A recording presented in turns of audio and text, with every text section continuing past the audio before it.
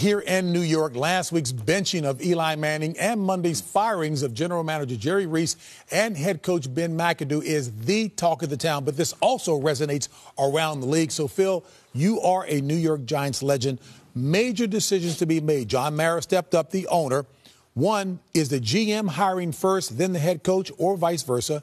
Number two, big question dealing with Odell Beckham. Does the new management team have the latitude to make a decision about players? And Eli, is he even still in the mix? Boy, that's a lot of questions. I would all of you, this. but we start. Well, I'll just do this one here to start with. If it was me and if I was an owner, I'm going to hire the coach and general manager together. So they're married at the hip. And, you know, so many times, and you guys know this, the general manager is stabbing the coach in the back. Everybody, well, I'm picking great players. He just can't coach. So if you marry the two together, they're going to be in unison. They're going to try to pick the players together, and they're going to try to accomplish one goal. They won't be separated. That's what I would do if I was an owner of a So kind of like team. John Lynch and Kyle Shanahan out in San Francisco. They're together. That's that right. kind of setup. You know, first of all, this was a mercy firing, as I said on Sunday on NFL Today.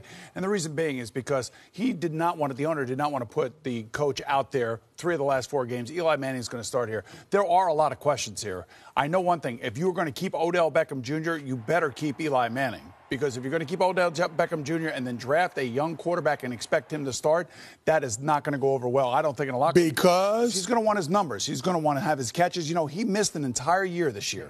And he was leading after 3 seasons all wide receivers in the history of the NFL with catches and yards. So he wants to get back on that track again. Plus, don't forget, he also said that he wanted to be the highest paid player. Forget quarterback or wide receiver, player in the NFL. That creates problems internally. I will say this. You can turn it around pretty quickly in the NFL, as the Minnesota Vikings have proven.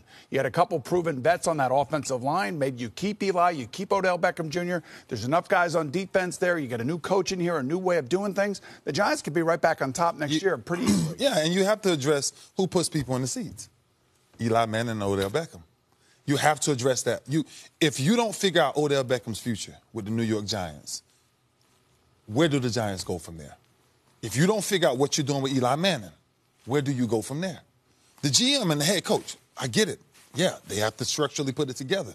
But when you talk about selling tickets, 2018 coming up, the Giants fans want to see Odell Beckham back on the football field and want to know that he's secure now, the in New York. fans want to see that, but will the coaching staff want to see that? I mean, I think Bill Cowher said it on our show on the NFL Today. There's a decision to be made as well, too. Odell, prodigious talent, but the question is he going to be team-oriented? Because if he's with a young quarterback, that doesn't necessarily spell success. But the question is, with respect to Eli, can he even be talked back into the fold? I say yes if they hire the right guy, and I got the right guy.